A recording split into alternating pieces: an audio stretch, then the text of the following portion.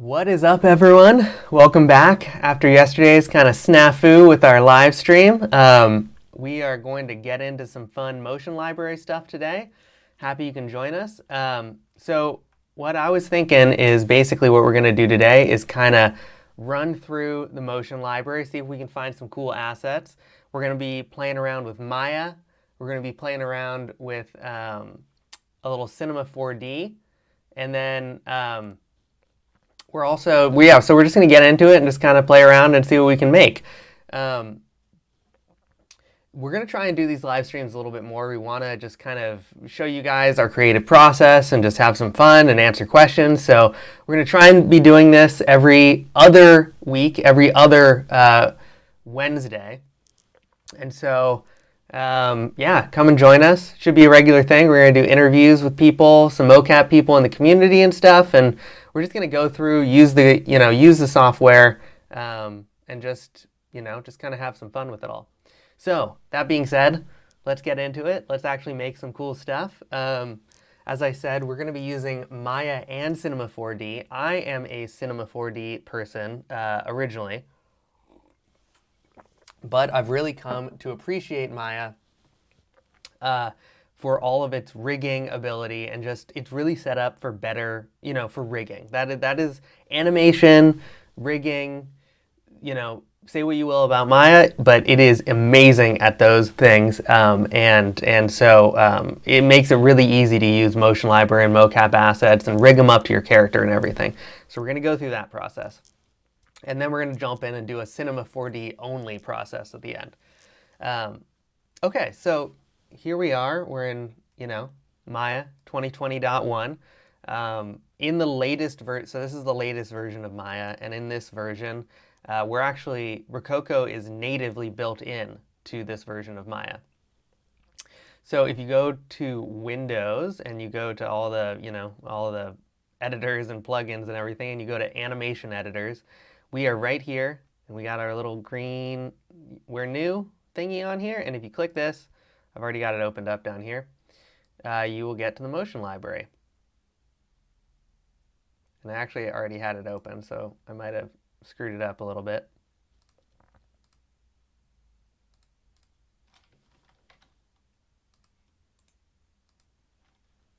Maya, of course, chooses sometimes to be naughty. This is Cinema. Actually, I'm going to delete this stuff. I was playing around before we got in here.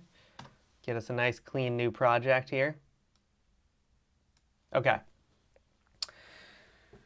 Back in Maya. And, Maya will crash on you. It's no big deal. Actually, Maya is really good at recovering projects, so it's not like a good thing, but at least it knows that it's good at recovering crashed projects. Much better than Cinema 4D. Like, often I will get I'll be able to access my crashed file in the state that it crashed in, which is pretty cool because, crashes happen. Okay, so as I was saying, Windows, animation editors, motion library, boom, here we are, Rokoko Motion Library. So it's a built-in plugin to Maya, and basically the motion library is our marketplace for motion capture assets. So all these assets have been made by, AAA studios. As I was saying, yesterday, like the guy who was Kratos in God of War, Eric Jacobus, his studio is on here, and so he has like tons of assets on here.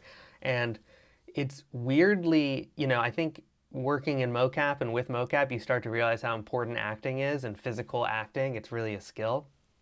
So, all these studios have used, actors and people who are really, good at motion capture acting, which is a thing.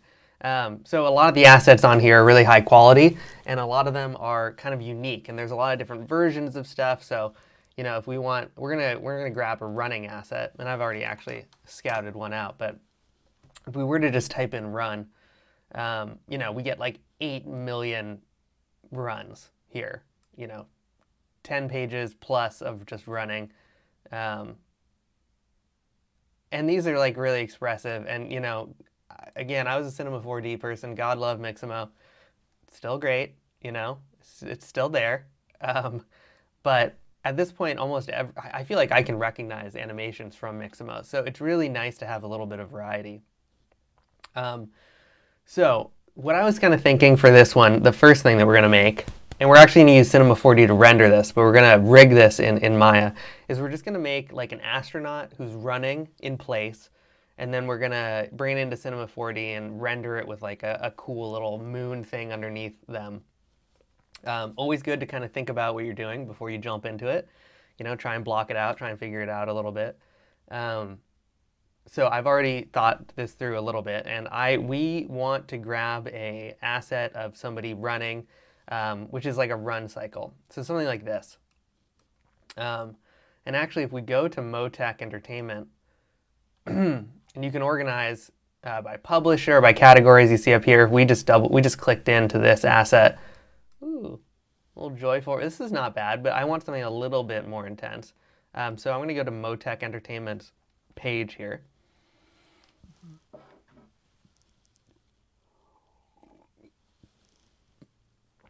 And eventually I'll figure out how to like run some cool music in the background, so it's not just me sitting here. And you can hear some like cool tunes. Okay, so Motec has a lot of great run cycles. So this is the page we want to be on. They also have runs that have actual translation. Both are good. It depends on what you're doing.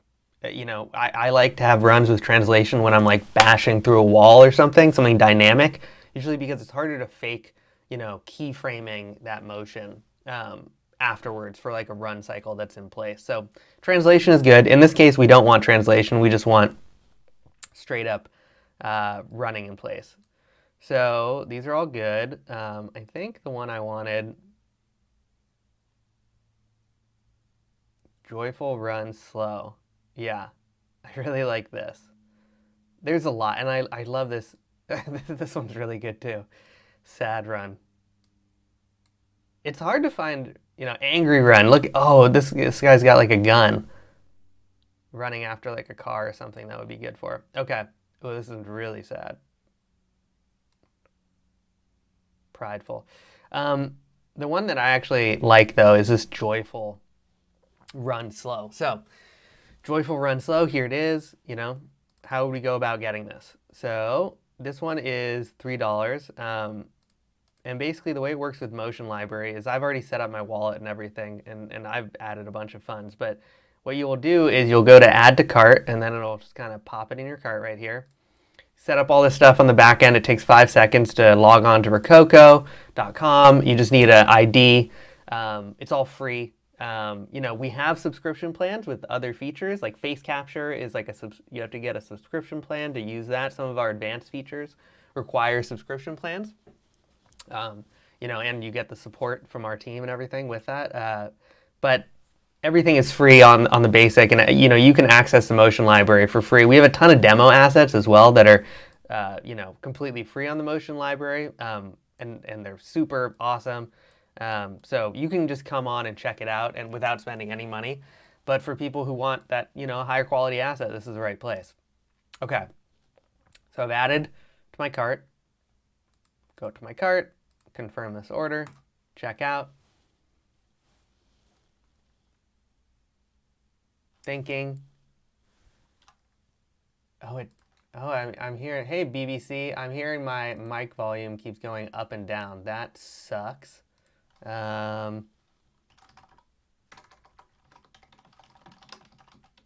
Welcome to the stream. Absolutely, yeah, and if you have any questions, feel free to pop them in there. Yeah, let me know if my mic volume keeps being weird, and I'll try and fix that. Okay, purchase successful. Go to my library. So, joyful slow run. Here's all, and I've got a lot of these assets here. But joyful slow run, this is the one that we just got. If we double click in, you can actually single click, but I like to double click just to be sure. Here it is, and this is a run cycle.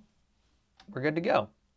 So, the cool thing about this being a plugin into Maya is two things. One, let's just download this.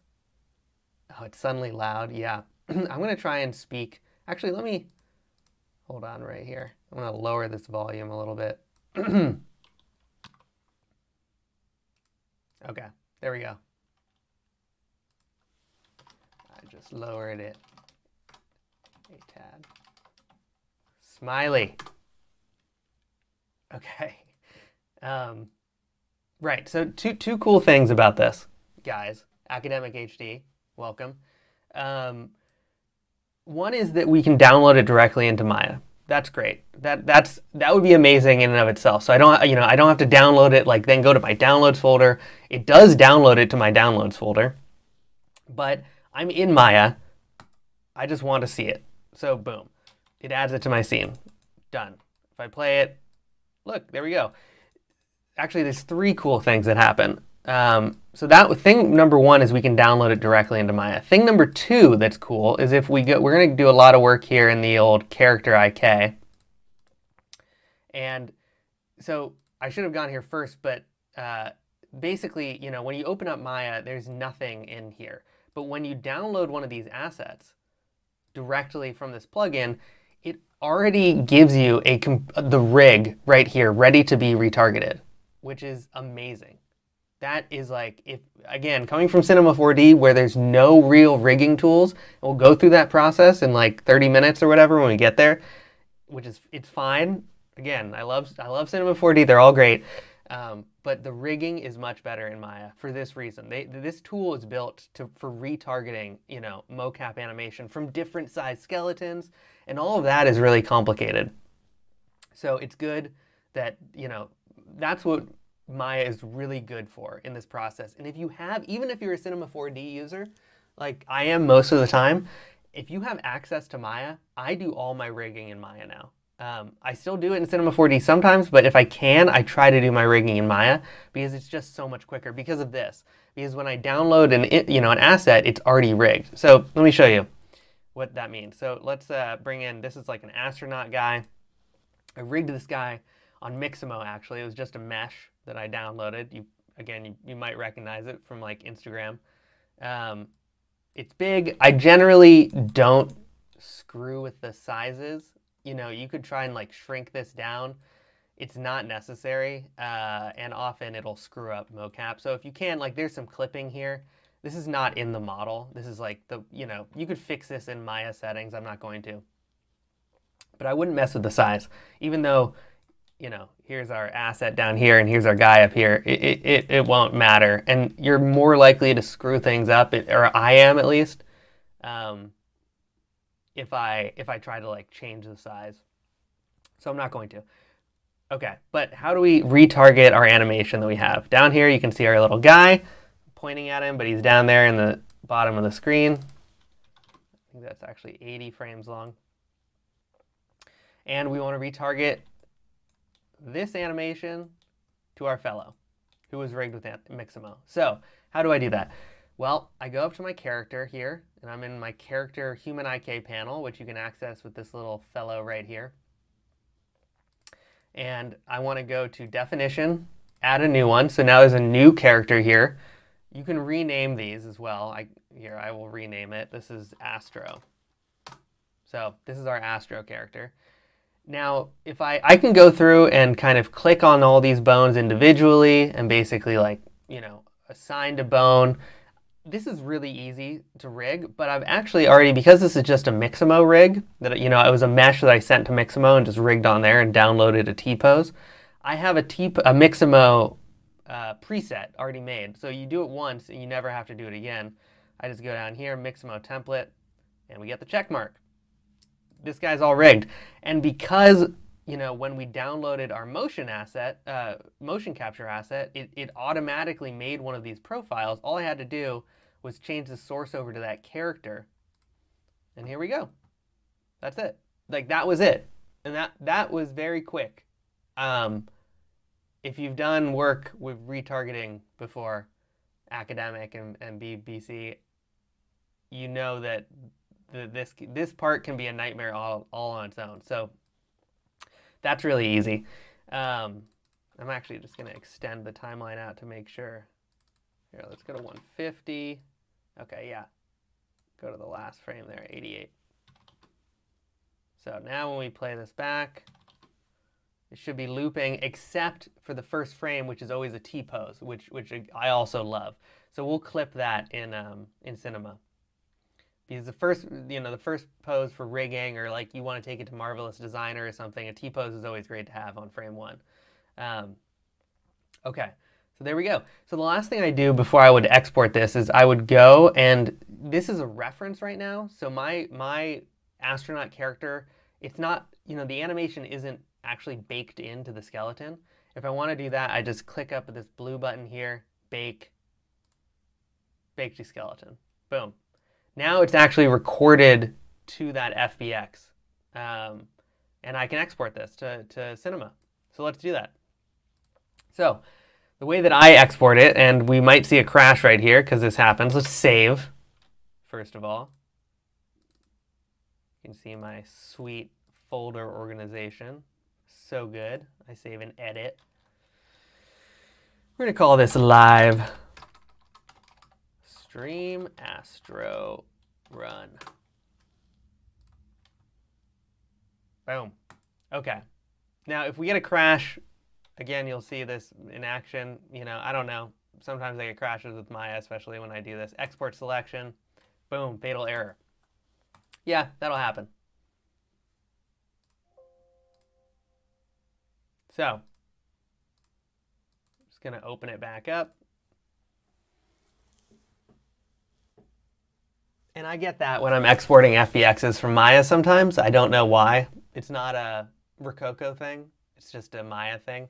And as you can see here, actually, I love this because no other program will give you, like, this is the saved file, but let's just open the crash file here. It's saved in temp. And here it is. I think. I might have clicked cancel or something when I got the crash. Okay, but now it should work. So let's do that again. I don't know, sometimes it needs to get that crash out of its system. So I'm going to go back to my boop, boop, boop. And I like to keep these guys in raw. I always recommend that you have a folder structure. It's always good. We're going to name this guy Astro Run. And I like to say from Maya, just to know, where my FBXs are coming from. Boom, there we go, done. So that's done with the Maya. Oh no, this person's, why do you hate us? Okay, so that's the Maya portion. Let's go to Cinema 4D. Okay, so we're in C4D. Import that FBX. Projects. YouTube. Raw.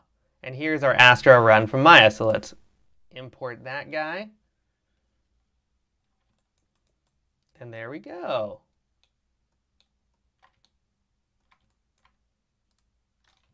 So this guy's kind of large here, but now that we have it in,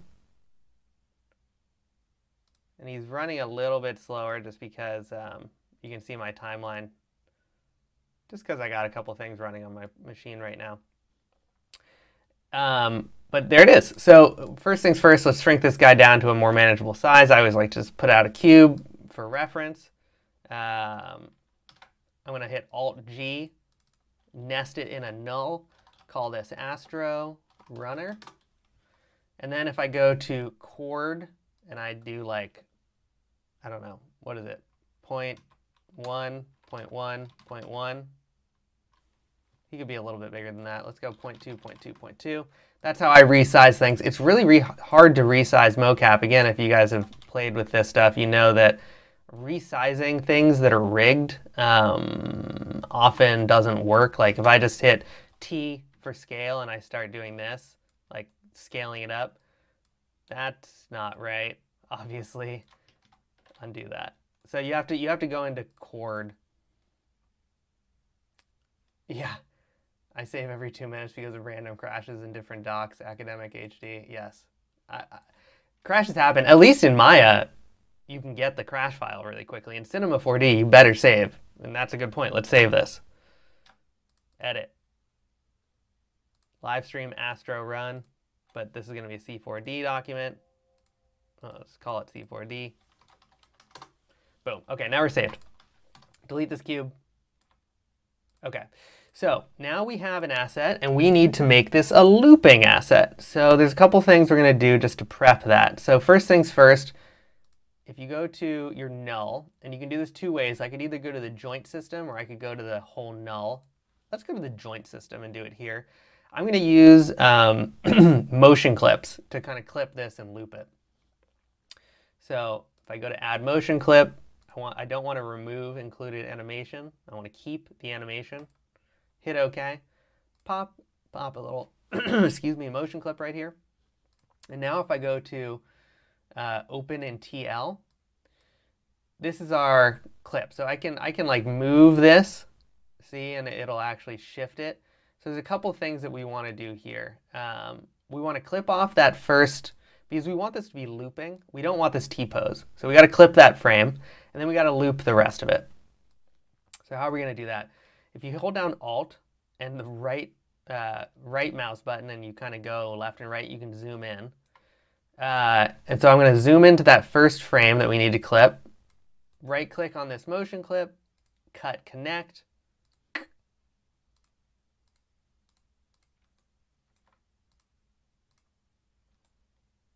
Cut it on that one. And then right-click, turn off cut connect. Now I can like delete this first frame. Boop. And I can move this back to frame 1.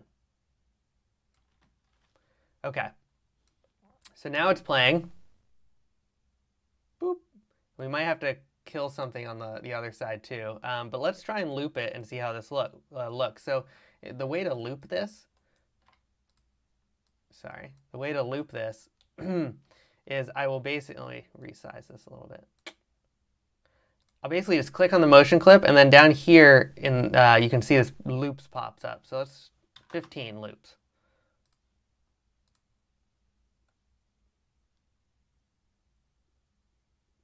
Great. So that's it. So that worked. We didn't need to clip it. That looks really good to me. Jumpy, jumpy, jumpy, jumpy. Okay. Doing really good. So what do we want to do next? So I want to do a little like moon runner kind of vibe on this guy. So he's going to be running on this little moon, you know, like basically a sphere. And so the thing that I've been doing for that, which is really, you know, the learning never stops. But if you grab a sphere, kind of position it underneath them, I think maybe a little bit bigger. Even a little bit bigger. I want to make this thing pretty big. Okay, and I'm going to turn on quick shading lines. N brings up that, you know, menu, and then you can get, you know, I like to see the lines because we need to increase the resolution of this sphere. Go to the sphere, object, segments, 1000. Boom.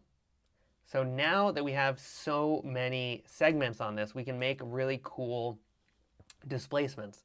And I have a displacement pack that I just downloaded. And so if you click on the sphere, then go to deformers here, hold down Shift, and then you go to displacer. Now we can displace this sphere using a texture map. So if I object, this is where I control the strength of the displacement. But shading, this is what's actually going to drive the displacement. So I have some texture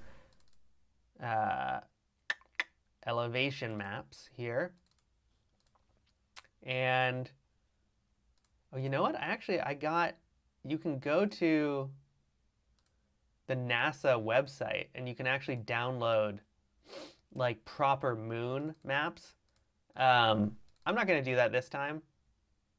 Let's just use one of these. But you can, NASA has like, you know, all the actual elevation maps like for the moon. Let's open this one and see what we got.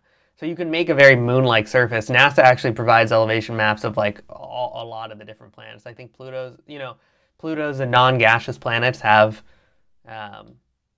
elevation maps. So, okay, we added it. You can kind of see it at work.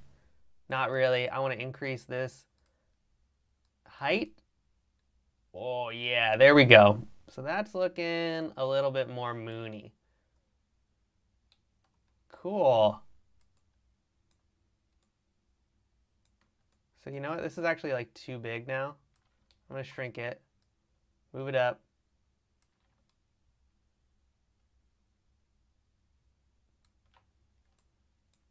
And save. And we're going to open up Octane because I'm an Octane person. So we're not using physical renderer. You can. Lots of good tutorials out there for physical renderer, but I'm going to use Octane. Boom. Okay. And I'm going to bring this guy down a little bit. And you can see we're getting a little bit of lag from that displacer. So we can turn that off for now. We don't need it. There we go. We know that you know, this difference in height right here is because of this displacer. If we turn it on, boom, we'll get that height back. So the look that I was kind of thinking about this for this was that I played around with is basically just super backlit, like a silhouette. So the way that I normally do that is I'll go add a daylight and then just kind of, you know, basically make it so it's night, midnight or whatever. There's no light.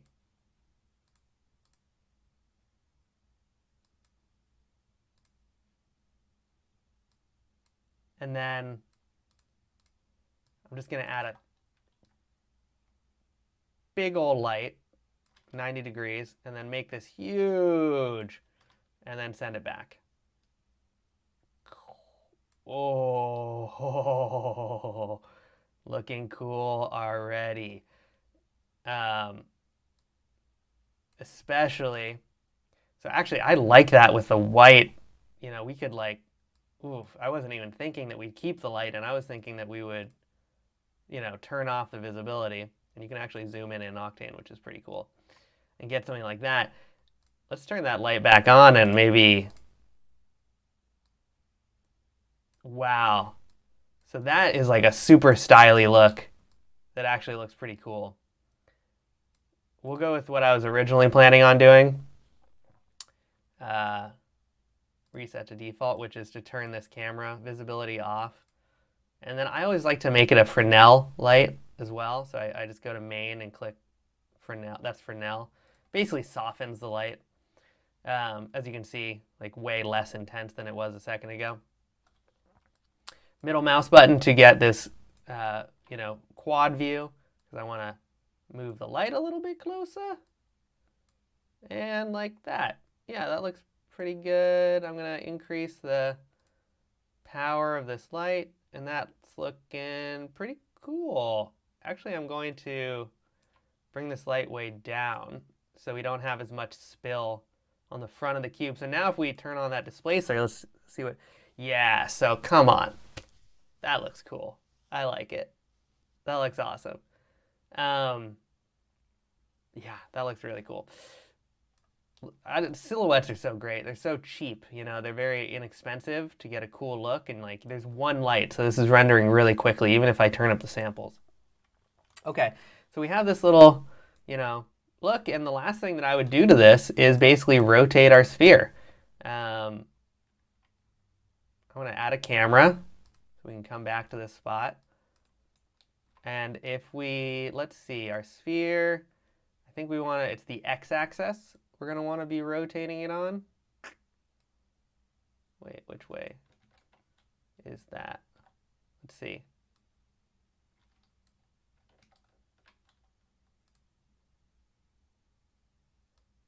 Okay, it's this pole, or I don't know what these stand for. What do these stand for? I don't know.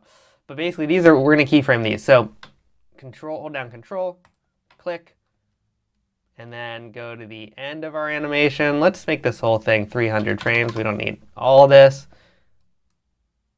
And actually, I'm going to make this 400 frames. You'll see why, even though our target's going to be 300. Go to 300, and then, oh no, we're running, so it's going backwards. This is the way it's going. And we'll do like that. Let's see. So that's probably moving a little bit too fast. The other thing we want to do is, by default, Cinema 4D is always going to give you a Bezier curve or spline for the animation. We want this to be linear. We just want this to be moving because our guy is moving at a constant speed. So let's see. Okay, so this is moving too fast, and that's why I made this 400 instead of 300, because we can just go and move this keyframe back and it will slow down the rotation. And basically what we're looking for is we want the foot to be moving at the same pace. You know, when he plants a foot, we want this foot to be moving along with the sphere.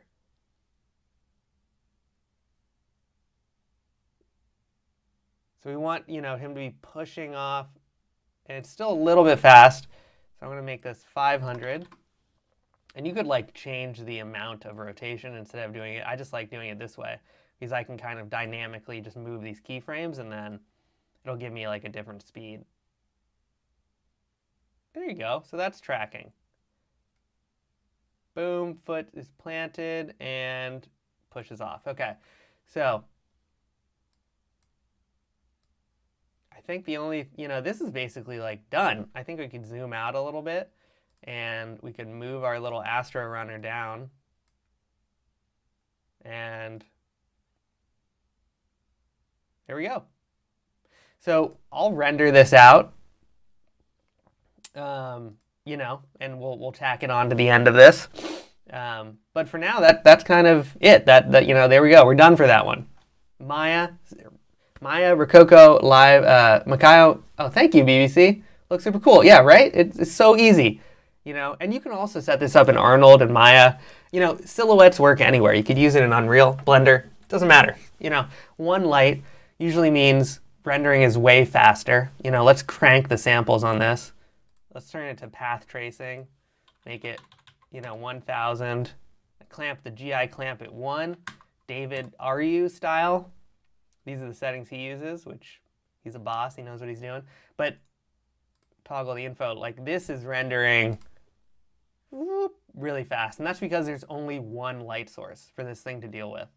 The last thing that we could do is add some depth of field. And I actually don't really like the new menu system for the cameras, but it's cool for Octane. There you go. Stick this 8. Make it real depth of fieldy. Yeah, so, you know, we could do more texturing and stuff, but this is like a little cool animation right off the bat. Okay, that's one. Save that. So now let's start a new project. I know, right? And if anybody has any questions about any of this stuff, please, you know, throw it in there. BBC, I know quickly you can do cool quick tests. Yeah, it's really fast. I mean, the fastest part of this was because of Maya. You know, being able to rig that fast in like a few clicks, that's new as far as I know. You know, getting the mocap directly into Maya and then just being able to click, you know, change the source for your character, that's really makes it really easy. Okay. So let's go through and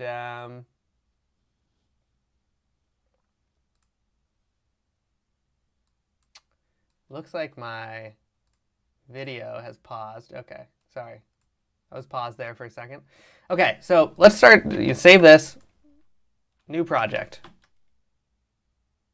Octane. Out. Okay, so now let's pretend that we don't have access to Maya, which Maya is its own thing, you know. It takes, you know, it costs money. And if you have Cinema 4D, that's already an investment.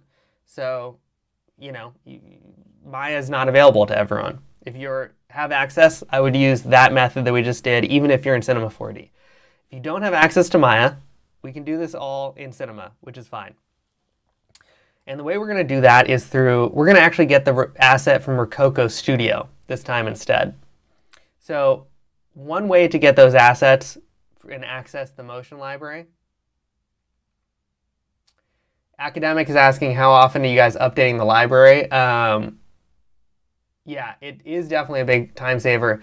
We are updating so the publishers are updating new assets, and then we're also kind of helping them and making sure that they are not only uploading new assets, but also we're going to be like sending out there's going to be new demo assets that are unlocked like periodically. So those will shift.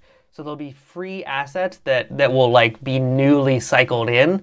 I don't know how often, but fairly frequently enough to give you guys new stuff to play with for free and see, these publishers and then go in and make purchases for like a real project, like a music video or something that you're actually making that needs, a bunch of high quality assets. So we should be updating it pretty frequently. And the nice thing is, because it's open, like anyone with Rokoko Smart Suit in the background there, or any sort of mocap, can become a publisher on Motion Library. We want to make sure that there's like a good enough level of quality, but you will eventually be able to use our software to like store and organize all of your assets, sell them on the platform, make some money. And so we expect the Motion Library to like just grow exponentially, because we aren't in control. It's not like Mixamo where, as I understand it, that team is adding assets. These are the publishers can add assets, and we expect to have like many more publishers coming. And just, we want to we're at, I think, 3,000 or 4,000 assets now. We'll be over 10,000, soon enough. There's going to be lots of assets on there. Okay, so, right. Accessing Motion Library without Maya. So you can go to, let me go to Rokoko.com. And if you go to Products, Studio, here's where you can download our software, Rokoko Studio. So Motion Library will eventually be available just like Maya. Motionlibrary.com. Just from here, from the web. Right now, it's only available in Studio, but eventually you'll just need like a web browser to access it. But for now, you can access it through our software, Rokoko Studio. So if you open that up, this is the software that we use for our motion capture hardware, but also Motion Library is in here, and it's all in one place. And eventually you'll be able to use the tools that we have for editing motion capture that you record. You'll be able to use those tools to edit mocap assets that you import into Studio. So having Studio eventually might be a good idea anyway, even if you can access it online. But for now, because it's not available just on the website, here's where you can access, the Motion Library without Maya for free. Again, all the software is free. The subscription plans are like if you want to keep going deeper, down the rabbit hole. So as we saw earlier, this is it's the same thing. It's the same format as the Motion Library in Maya. You can search by categories, sports. You can search by publisher. Boom, boom, boom. You can, search by search bar or whatever. We have filters over here. Let's say we only want to see dancing. These are all the dancing ones from Motec. So easy to do. However, I'm going to go to a publisher that I love and am constantly big up in, Moro Motion. I really like their assets, really clean, really expressive dancing and stuff. So I thought we could grab some dancing stuff, and I have another model that we'll rig up that again I rigged with Mixamo because that's the workflow for most Cinema 4D people, and we'll rig it up to one of these assets. So I'm in Rokoko Studio. I want to get an asset, and I want to download it and get it into Cinema 4D. That's step one, right? So browsing around. Ooh, High Rhythm Dance 07. This looks kind of cool. Let's see what the beginning is. And if I click it, we can go in and actually scrub.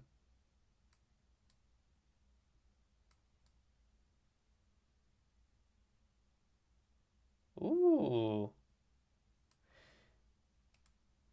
I'm not going to do that one because we don't want to have to edit any of the, the bones or whatever, and I don't want them running through our character. So let's find another one. Ooh. Yeah, see, these assets are just like, I mean, again, there's great, you know, Mixamo is great. Anything that helps you work is great. But these are like unseen dances. If you want to add some cool stuff to your Insta, this is the way to do it. And actually, that one also, I'm not really feeling.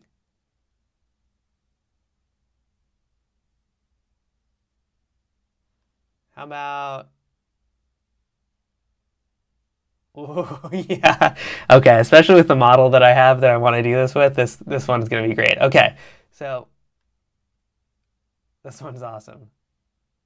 I love all the spinning and twirling.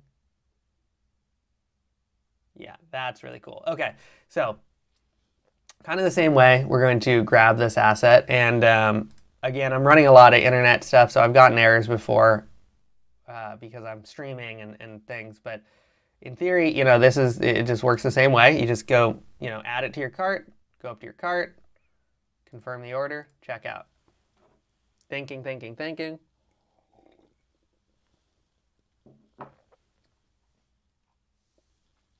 Purchase successful. Go to my motion library. So for in Rokoko Studio, your most recently downloaded asset is going to be all at the end here. So this is our asset. We just bought this. It's in our library. And now we just want to download it and get it into Cinema. So click on Import. And so this will ask you to import it into a project that you have in Rokoko Studio. If you want to check out tutorials on how this software works, we have lots of stuff on our YouTube. But basically, you just click one of these in order to download it to your computer. Click that. Import, open import folder. And it just downloads it to your documents. It's just an FBX file. Again, with that T-pose, which is super key. Excuse me. More Emotion, High Rhythm Dance 04. That's our guy. So, okay, let's jump into Cinema. And let's drag in our high rhythm dance. Thinking, and there we go. Hit play. There's our dancing. Okay, so retargeting and rigging in Cinema 4D. Here we go. Not as easy or as much fun, but still easy enough. And I've done this a lot. And once you do it once, it's very quick. So the model that I actually want to use for this is this cool Rhino guy. I downloaded a pack of fighters from like CG Trader a while ago. And it has all these really interesting, it's like a Tekken, I don't want to say ripoff, but Tekken-like characters. Like the tiger, and I forget, like Tekken had a lot of characters like this, I feel like. But I want Rhino. So we're going to go into the mesh. Here's my test project that I did earlier. And we're going to grab this Rhino guy. And here's our Rhino rig. And actually, when I drag it into Cinema, it opens up a new project, which I don't want. Okay, and here we go. So here's our two characters. And what we're going to do is transfer, the mocap from our rig onto this character. So the way that you have to do that in Cinema 4D is basically adding constraint tags to each of the bones. And you don't have to do it for the fingers unless you have finger animation, which we don't for this. But so it's not that many. It's like neck, 4 spines, head. We'll do it in a second. But you basically have to go through and add individual constraints to all these things. Our Rhino is named Plane 01 for some reason. I'm going to change it to Rhino. Okay, so here is our rig for our Rhino. If we extend this out, let's go grab the neck, for instance. Oh, there we go. So the Rhino's in an A pose. Before we start rigging, I'm going to kind of get him into a T pose, because I find that it's better to have things in a T pose when you're starting, because sometimes when you're doing retargeting, it's like relative, right? It'll be retargeted relative to the initial position. Sometimes. I do this mostly just for safety, and it doesn't hurt me to do that. You know, there's no keyframes on this rig yet, so I can make it into a T-pose really easily. And I just grabbed, you know, the arm and rotated it so it's a little bit more T-posy. And okay, now we need to go in and we're going to actually add our constraint tab. So here is this is our Moro motion dance, and this is the rig for our rhino. So the way that I do this is I'm going to basically add a, you know, right click on rig or pelvis, say pelvis, go to rigging tags, add a constraint tag. Then we want to click PSR, position, scale, rotation, position, size, rotation, not exactly sure. And then we want to go into PSR, excuse me, hit maintain original, which is basically going to mean that the motion is going to be constrained without moving the joint to the position of our Moro. Because our skeletons are different, we don't want, you know, the bones to be, we don't want to take the rhino skeleton and exactly conform it to the Moro motion, because that would change the length of the bones, and the skeletons are slightly different, right? Like they're different lengths and stuff. So we want to keep the rhino in its own relative position. So I'm going to hit maintain original. And then basically what I do is I just move this guy up, and eventually I'm going to delete this tag, but this is my template tag. So I'm going to hold down Control, click on this tag, and move it onto pelvis. And now we're ready to click hips. So, you know, we added it to the rhino pelvis. We want the rhino pelvis to be retargeting to the hips. So we added hips to the target here. So normally what I do is I do the spine, neck, and head first. Then I'll go and do the arms, and then I'll go and do the legs. And you'll see how quick I do this. Let's put a timer. 7:47 a.m. Ready, go, do the rest of them. Okay. So hold down Control, drag it into spine. Then I'm going to click spine here. Click this, hold down Control, spine 2, next spine. Control, move it on to the next one, next spine. Control, move it down to the neck, because I always do the neck first. Boom, neck. Then hold down Control, do the head. You don't need to do this head top end. I never do. So then I collapse the neck, because we're done with that. And I do the left arm, generally first. So whatever I'm doing, I extend this out so I can just really quickly, you know, get these tags in. Go to my template tag, hold down Control, go to left clavicle or shoulder, left shoulder, hold down Control, left upper arm. I'll stop saying that in a sing-song voice. Forearm, left hand, collapse that, get the right open, collapse that, get the right open, boop.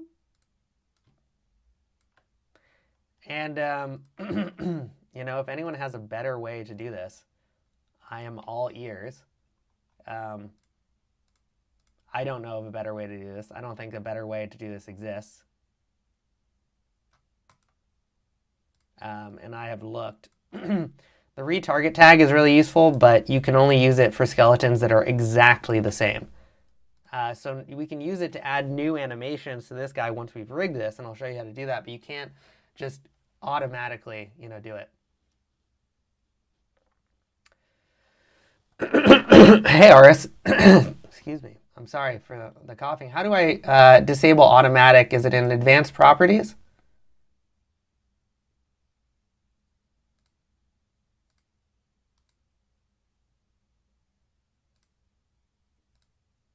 Huh. Is it in settings? Audio? Excuse me. That's probably terrible for you guys. I don't know how to fix it now. Aris, if you want to let me know, I'll try and do it. Sorry for the mic problems, everyone. Okay, so we're still going. A little vocal fry. We did the right arm. Now we're going to do the left leg.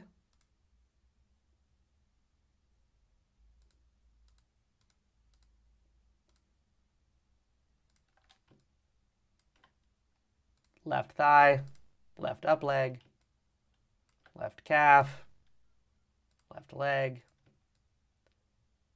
left foot, left foot,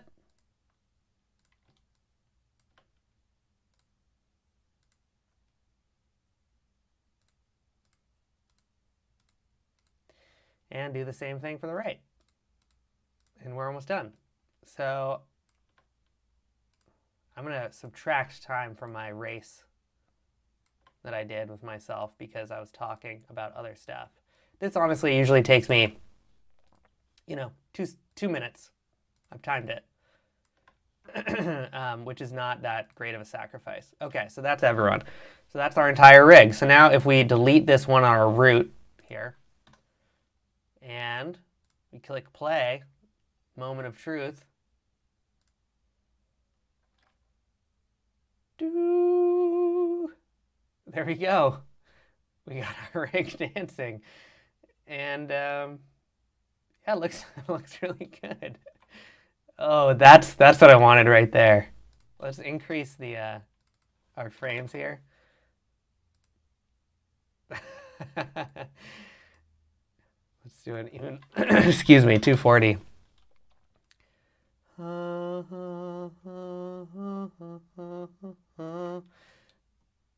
Beautiful rhino.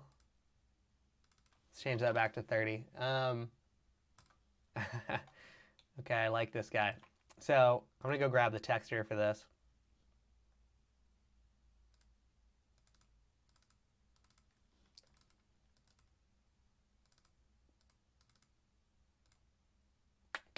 Albedo means color, usually. Sorry for the coughing. Turn on Octane. Boop, enable. Let's save, maybe? Ooh, didn't save yet. No good. So let's call this LiveStream Rhino. If we go to, so I'm going to convert this material to an Octane material. Select the material, convert materials, remove unused materials. Now we got a nice glossy. Go to change it to glossy to give us a little shine.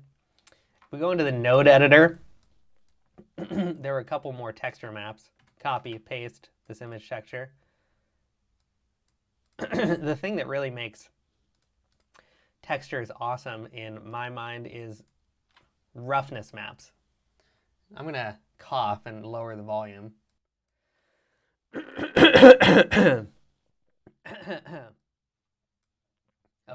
that should be better. Yeah, roughness maps really make textures. So let's go grab that roughness map. Metallic, it's often called metallic. Normals will also help a lot too. So I'm going to grab the roughness, plug the old roughness into roughness, then copy paste. Go find the normals and pop that into normals. So now look at that. So let's undo normals. Oh my gosh, look at what normals does. Like, unbelievable. Incredible difference. Always, I used to just not pay attention to that stuff and just like, oh, I do the diffuse, you know, do the color and it's fine. Normals and roughness maps and bump maps. I mean, sometimes they're called different things, but always use them. Okay. There we go. So we have our dancing guy. And he looks pretty awesome. And so that, I mean, that's it. That's pretty much what I wanted to go through. That's the rigging process for Cinema 4D.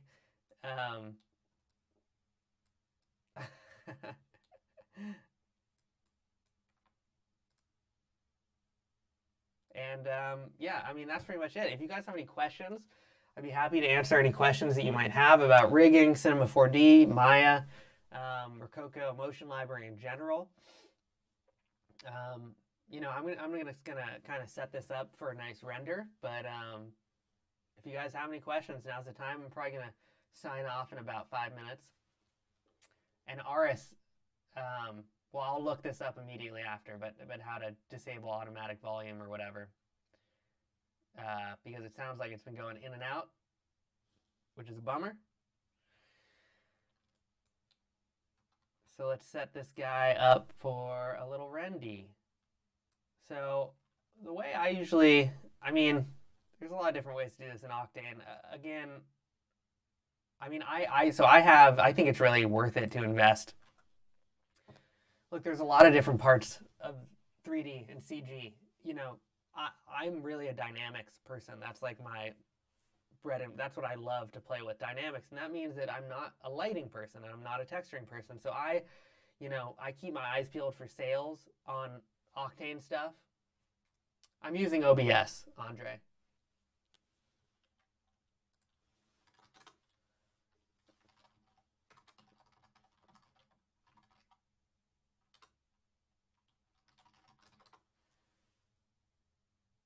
Oh, Jostronaut, sorry for the mic volume. I'm trying to figure it out. We'll get better. Okay. Like a compressor is on. Weird. Yeah, we'll just have to figure out the mic situation. Keep getting better.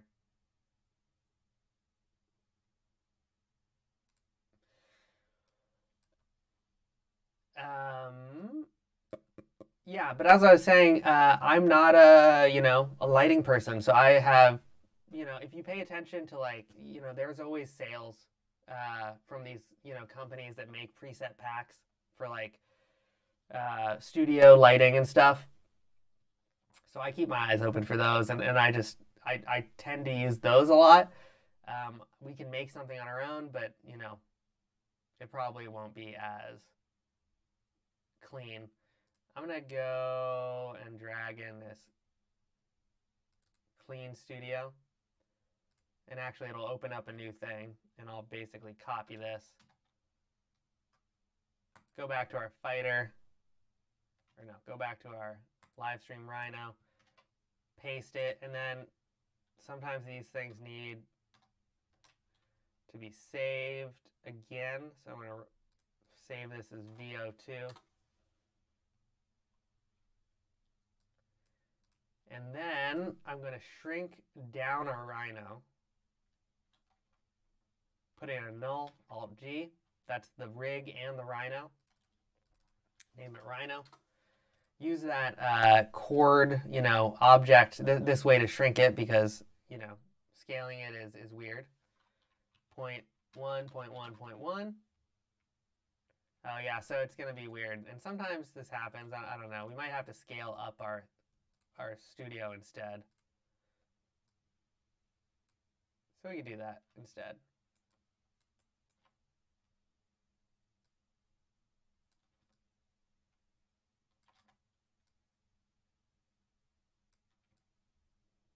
And then I just kind of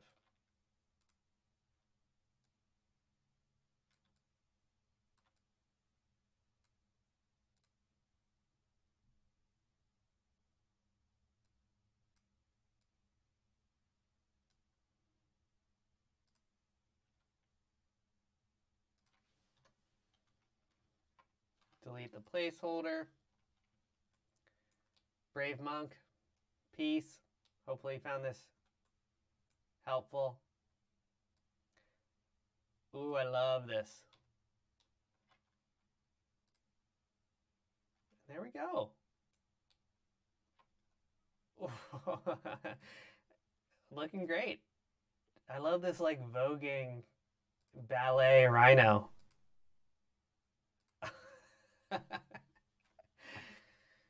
Just cracking myself up over here. Yeah, so we'll render these guys out so you can see the final results. I'm not going to do that here. That was about an hour. We're going to be doing way more of these every 2 weeks. We're going to try and get on. It's going to be more casual. Things are going to break probably. That's the way it goes in CG, no matter what program you're in. But it's going to be fun. And I find it really helpful to learn, oh, Jason Duggan. Nice. Happy we were able to get you that suit quickly. Post your stuff. Make sure to tag Rokoko send it to us. If you just send it to our Instagram, if you're posting stuff, hello Rokoko. We love to post user content, so please do show us your experiments. I'm gonna have to go track you down on Insta so I can see what you're doing. Yeah, we're gonna be doing more of these. They're gonna be fun. Again, when things break, I had Maya crash earlier in the stream.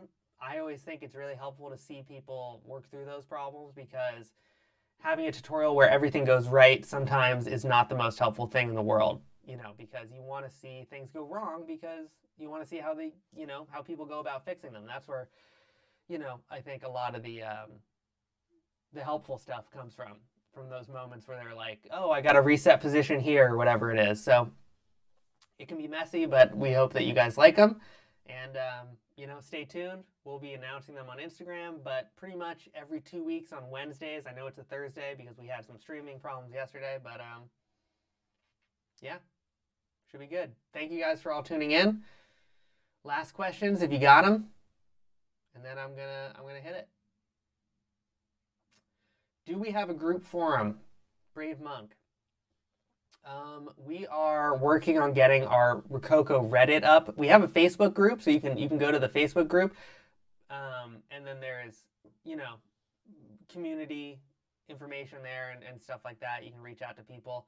Also, our support team is awesome. We get back to people with answers. So if you have a question, support@rokoko.com, and it'll probably make its way to me, or we have a fantastic support team led by some guys in Denmark, where the company is based. Yes, Jason. So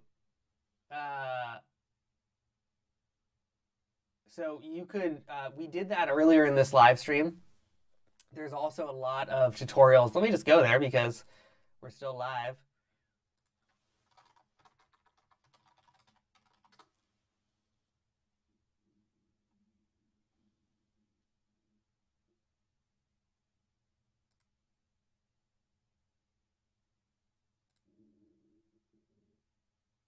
So we go to videos. Where's my ultimate C4D?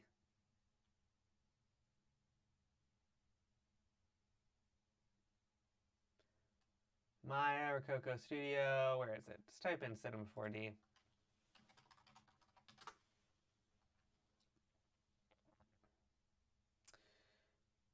So this one will show you. We'll show you how to do it. It's basically this. What you want to do.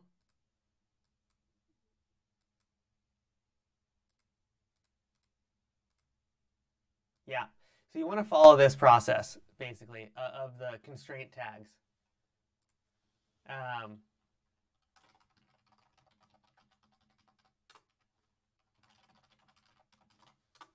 And you can check out, go back in this live stream and check it out. This tutorial can also help you figure it out.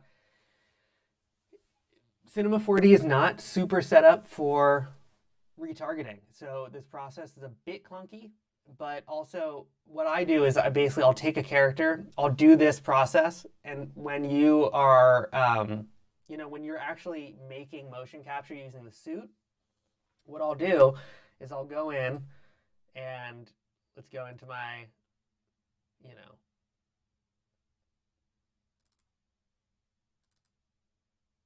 this is some.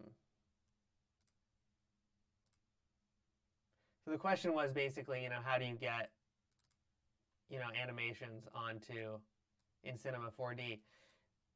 So when you record it, right, you're going to go in, Jason, you're going to right click on export. I always do this Rokoko Newton default. You can do Mixamo if you're going to a Mixamo rig. Honestly, I don't think it really matters, because you're going to basically use these constraint tags to hook up your character. And then once you've got this character, so we just went through that process, right? And added all these constraint tags, like boom, boom, boom, on every single joint. And then if we go, let's go grab like another Moro Motion. So actually, I think I have one downloaded. Okay, so this is from the same publisher. This is another Moro Motion FBX. So if I grab this FBX and we go to the Documents, Smart Studio Projects, Motion Library. So High Rhythm Dance 04 is what we're using currently. Slow Rhythm Dance 03 is another one. This might not work because they're like different versions of the dances, but in theory, as long as the skeletons are the same from your mocap that you are retargeting, now you can use, yes, Jost or not, the root is at the origin. And it's always a T-pose for frames like 0 through 2.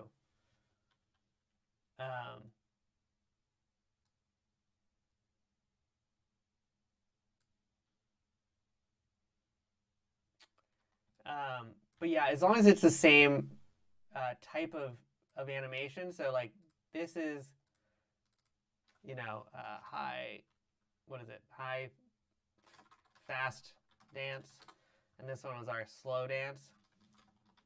Check this out. This is when it gets easier. So what I'll normally do is I'll go up, I'll rig my character to like one skeleton out of Rokoko Studio, right? So choose one skeleton and stick with it. And as any subsequent animations you export using that skeleton, if you have a character rigged to a previous animation using that skeleton, you can use the retarget tag to just swap out the animation. So if I go to rigging tags, retarget, and I put this into the target, and I change the source to this one,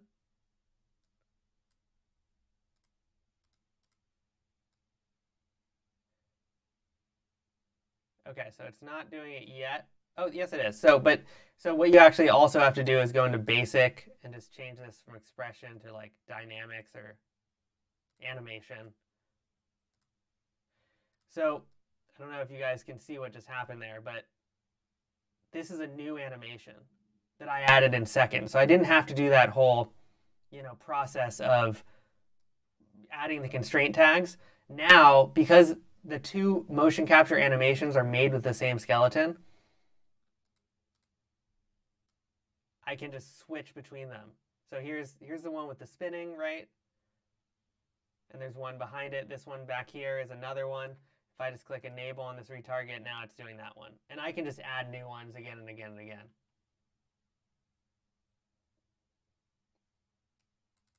Yeah, you do want to use add motion clip. So the way that you would do that, Jason, good point. So that was how to switch out two animations. If I want to combine two animations, so let's say I got my dancing guy, and I want to, instead of having this end, I want to have it keep going. So let's pump this out to 1500 frames.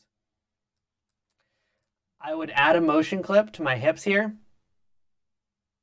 Add motion clip.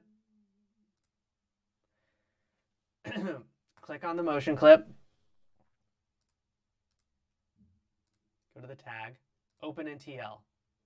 And I actually already have the timeline open, so I had it minimized. So here is the TL. So then what you want to do is add a motion clip to the second clip. So like, let's say this one's running and this one's stopping, right? I'll go to add motion clip to that one, 2.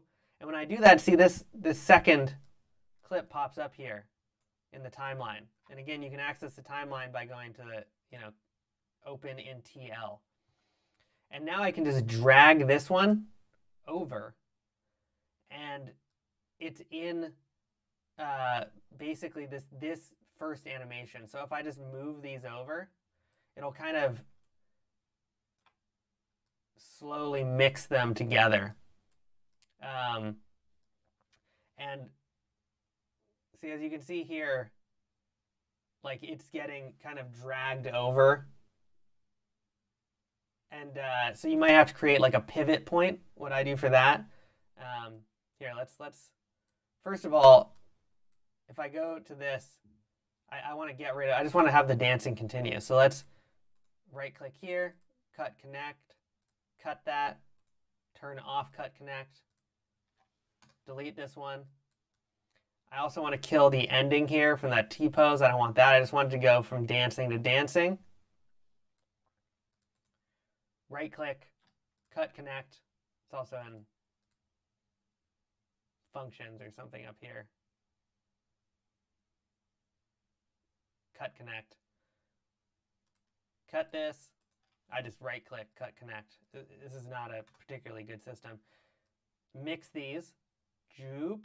So now it's going to kind of just flow into it.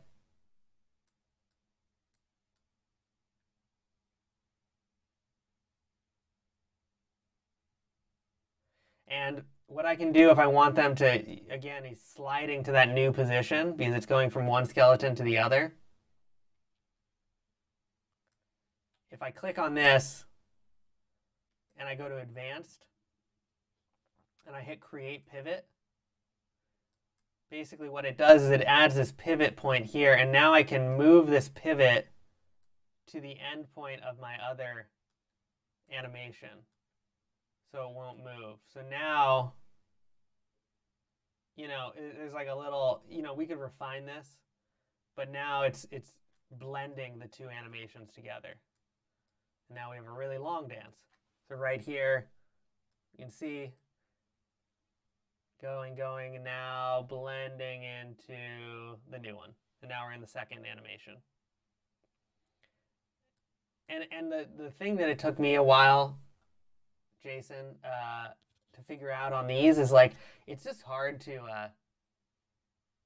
oh, the pivot points can actually absolutely be a pain because they don't like, I don't know why, but they don't, they're not like rotated evenly. So sometimes it can be a real pain. You're right. I'm sure there are better ways to work with pivot points, and just look for tutorials on that. You know, this is as far as I've gotten, kind of. Yeah. But this is the process. You know, it works, and you know, I think the thing to keep in mind that I forget now that motion capture, especially making it with the suit, is so easy. Like, this is so easy compared to what it was 2 years ago, 4 years ago, 5 years ago, 10 years ago. It wasn't even possible. So it can be tricky, but I don't know. You know, there's not a better way to do it, and it's not. You know, if you set it up all right, it can be 5 minutes, which sucks, but at least it's not an hour.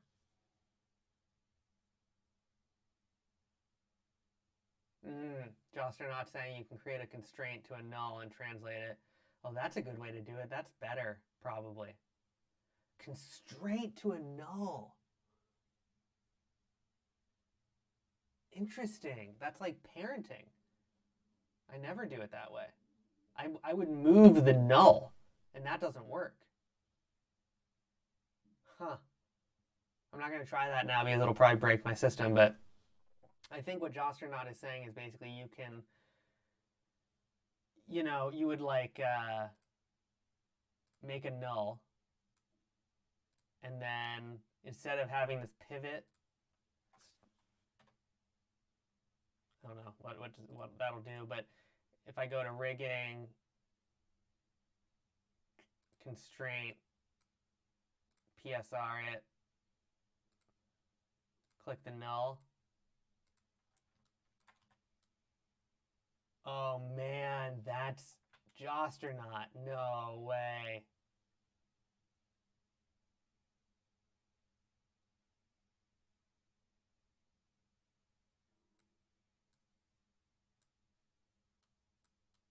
I don't know. It doesn't seem to be working, but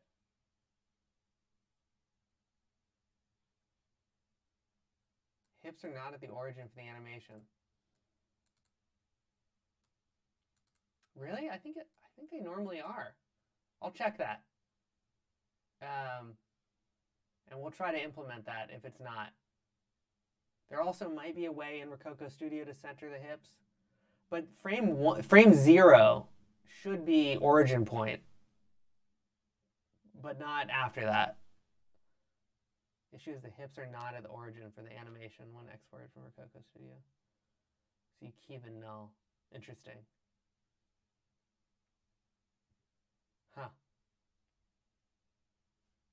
That's a good solution. That's probably better than pivot points. Okay, well, I want to sign off.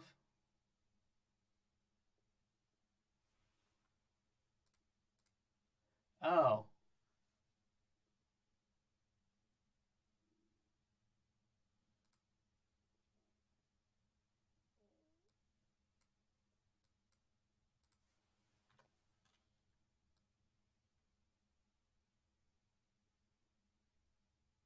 Oh, I see.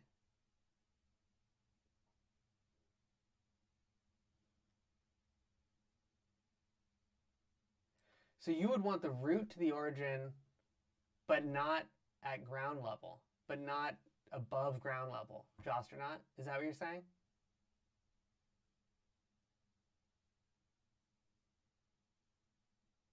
So the root, so your hip, it would be like sunk into the ground. I'm lagging, so sorry. Maybe I can in the chat.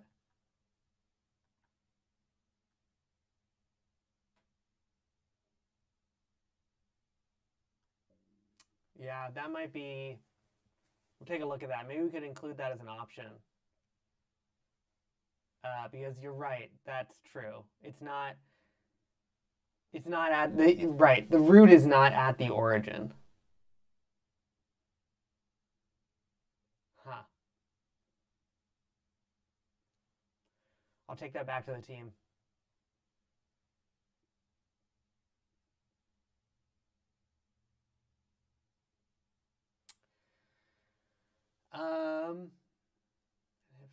With an offset. Interesting.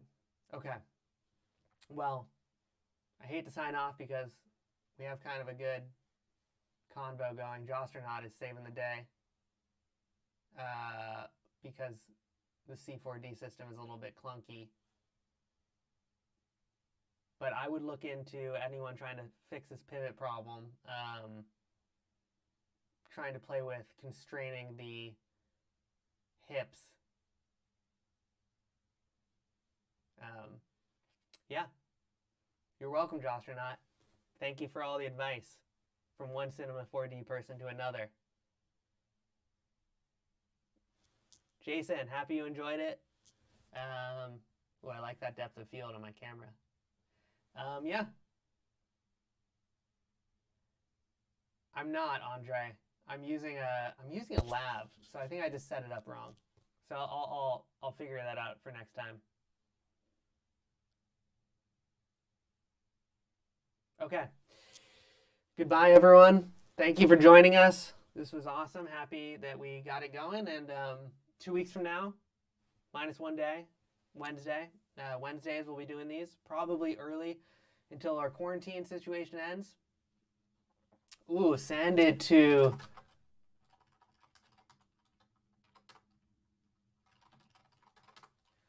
send it there. If you guys have cool work or you need to, you have more questions, feel free to hit me up. See you guys in the next one. Thanks for coming.